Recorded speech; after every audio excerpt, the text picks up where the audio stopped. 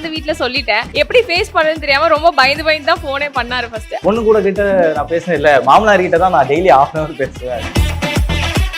1 வீக்ல வந்து எந்த ரெஸ்பான்ஸ் இல்ல. கரெக்டா ஒரு வாரம் கழிச்சு நான் கால் பண்றேன், அதாவது சொல்லுப்பாரு. வாய்ஸே இதுவா இருந்தது. நான் தான்ப்பா. யாருப்பா? நான் தான்ப்பா இது மாதிரி ஐஷு லவ் பண்றேன். பொண்ணை கொடுங்கப்பா, நல்லா பாத்துக்கிறேன், நான் ஜாப்புக்கு போறேன், அந்த ஃபீல்ட்ல பேசுறாரு அவரு. இருந்தாலும் பொண்ணை பெத்தவராச்சு நாங்க.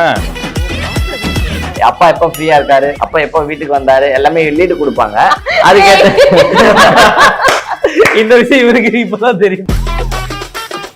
நான் ரொம்ப சத்தமா பேசக்கூடாது, ஏன்னா எனக்கு கேட்கலப்பான்னு பாத்ரூம்ல இருக்கும். சத்தமா பேச முடியாது, எக்கோ அடிக்கும். நான் இப்ப பாத்ரூம்ல தான் போய் பேசுறேன்னு சொல்லிட்டேன். ஒண்ணுதான் மாட்டுது.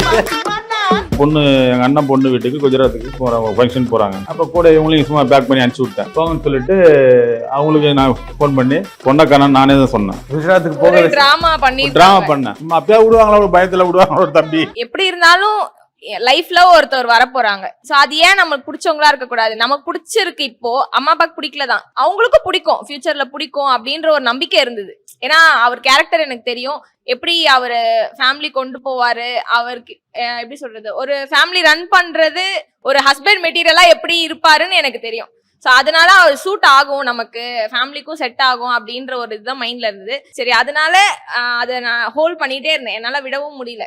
இப்போ கஷ்டப்பட்டாலும் ஃபியூச்சர்ல ஹாப்பியா தான் இருப்போன்ற மைண்ட் செட் இப்ப அப்படிதான் இருக்கும்.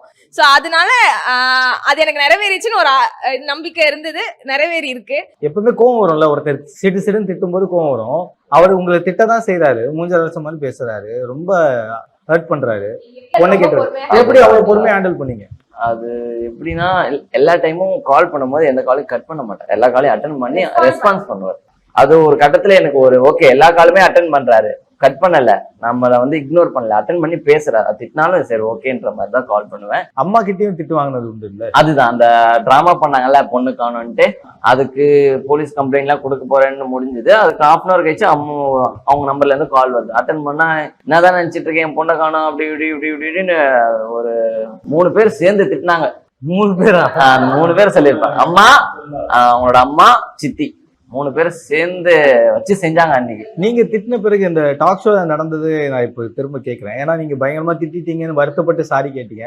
அதான் பொண்ணு கொடுத்துட்டீங்களேம்மா, மன்னிச்சிட்டேன் அப்படின்ட்டு இருப்பாரு. இப்போ அம்மாக்கு ஏதாவது சொல்லணும்னு நினைக்கிறீங்களா? அம்மா அப்பாக்கு இவ்வளவு விஷயங்கள் நடந்தது இல்ல, ஆக்சுவலி அதை திட்டினத அப்போ எனக்கு பெருசா இருந்தது. பட் இந்த என்கேஜ்மெண்ட் எல்லாம் வருமா டோட்டலா நான் மறந்துட்டேன். அம்மா நான் பார்க்கும்போது அந்த இவங்க திட்டினதா எனக்கு சத்தியமா ஆகவுமே இல்லை, மறந்துட்டேன் டோட்டலா. இப்ப இந்த இன்டர்வியூ வரதான் எனக்கு இந்த ஷோ வரும்போது தான் அந்த திட்டினதெல்லாம், அந்த டைம் தான் அவருக்கு ஞாபகம் வந்தே அவர் பேசினதே.